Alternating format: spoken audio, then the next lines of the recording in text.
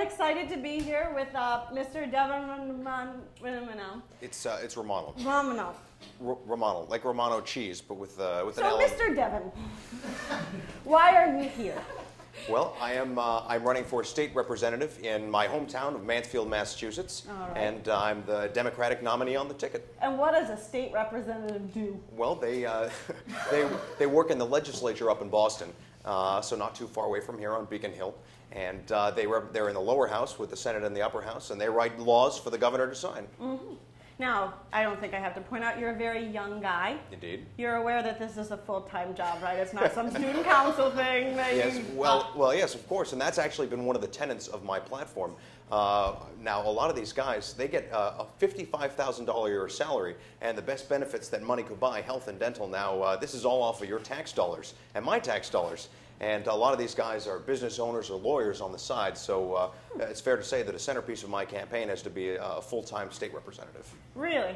Now, you don't think that being a freshman in the legislature is going to cause you to be unpopular among the rest of them trying to push this full-time thing? No, well, I suppose that's possible, but you never really get anywhere in the world if you bow to popularity of other folks around you. Fair enough. Just look at President Bush. I mean, he can't even bow. All right, well, let's move on to another one of your hot button issues, energy. You and Sarah Palin like to use this word a lot. Why is energy consumption such a hot button issue for you? Well, while Sarah Palin and I share vastly different approaches on the energy issue and really, well, anything.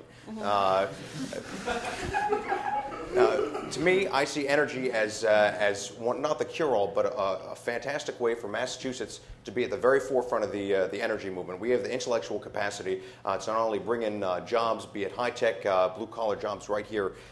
Energy is going to define our foreign policy and our domestic politics for the next 50 to 100 years. Look at everything that's going on in the world around us, and Massachusetts certainly has the ability to be at the very forefront of that issue.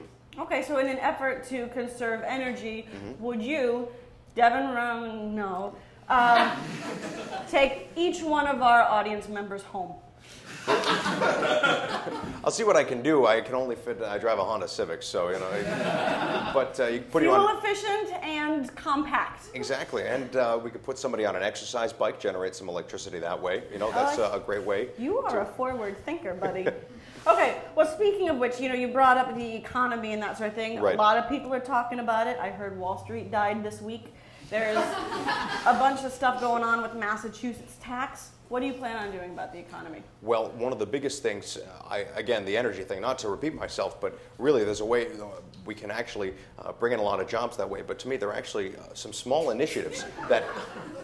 I'll be having some of that later. Thank you. There are actually some smaller initiatives that other states and other organizations have enacted that actually save us money bit by bit, even if it's only a few $1,000s at a time, be it with geothermal or wind or solar, right down to battery-powered kinetic energy, develop battery power in the pavement, where you can just, by the sheer kinetic energy of cars running over the pavement and batteries underneath, you can power streetlights. It's incredible stuff. You could go in any direction with this, but it's not going to be one specific example that's going to tear us out of this. I didn't understand a lot of that. Perhaps this would help. All right, Rami. Time to play hardball. Shoot. All right? The ballot questions. I understand that while you were in college, and even before that, you were involved in musical theater. Indeed. There are well-documented shots of you in plays like You're a Good Man, Charlie Brown, stumbling around the stage with others that were dressed in children's clothing, clearly paranoid and confused. Also, well-documented, you engaged in playing frisbee golf, a well-known stoner sport. Yeah.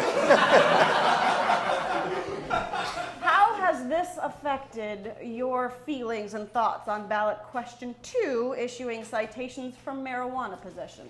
Well, I'll tell you, I will be voting against the ballot question on decriminalization of marijuana.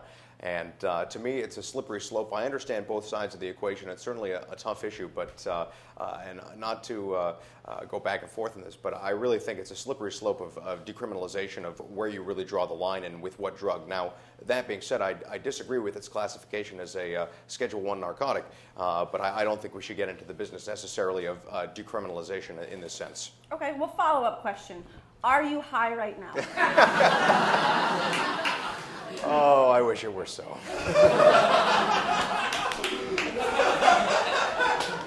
All right, now I look at you and I see a guy who's clearly qualified, poised. Let's be honest. How long did you work on your hair today? America wants to know.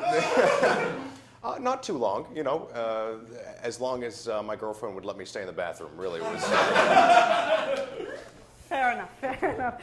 All right, so let's move on quickly. Like, what's up with your opponent? Now, I mean, how come you're so much better than he is? I mean, he's doing a good job. He's a nice guy, right? I'm sure. I don't know him all that well. Is he a nice guy? I really have no idea. I mean, I've met him a few times. Everybody seems to like him. Firm handshake? Does he have a firm handshake? I think so. Yeah. Fishy? No. Okay. All right. Now, I mean, you've said that he's only authored one bill. And, no, just in the year 2008. Okay, and you've got a few on the table as well. Yes, exactly. So, if you were a bill, what would you be? Well, I'd have to be a Clinton. I think he's probably the best bill that there has been. Sorry to cop out with that, but... I'd probably be on a platypus. All right. So finally, Devin, you are 24 years old. Yes. So this is my last question. Mm-hmm. This is going to be the hard-hitting one. Now, your opponent, who we've confirmed we don't know very well, but has a decent handshake, probably a nice guy. Yeah. He's well into his 40s. Now, if you were to unseat this guy in 17 days, how much would that suck for him? I mean, this young, upstart, fresh guy with great hair and a nice tie. I have to say, with the age differential, I would be very upset should I win if next time around, if I were upset by, say, a fetus, I would be not happy at all. So, I'm just saying. And you know what? This is America where anything can happen. Would you like to leave our audience with any parting thoughts? Well, feel free to visit my website at votedevin.com. I figure that's the best way to get in touch with me. Certainly, we always need folks involved in, in the new energy movement. All right, so vote Devin Romanul. Thank you very much. Thank you so much. It's been a great pleasure. Thank you, JR. Back to you.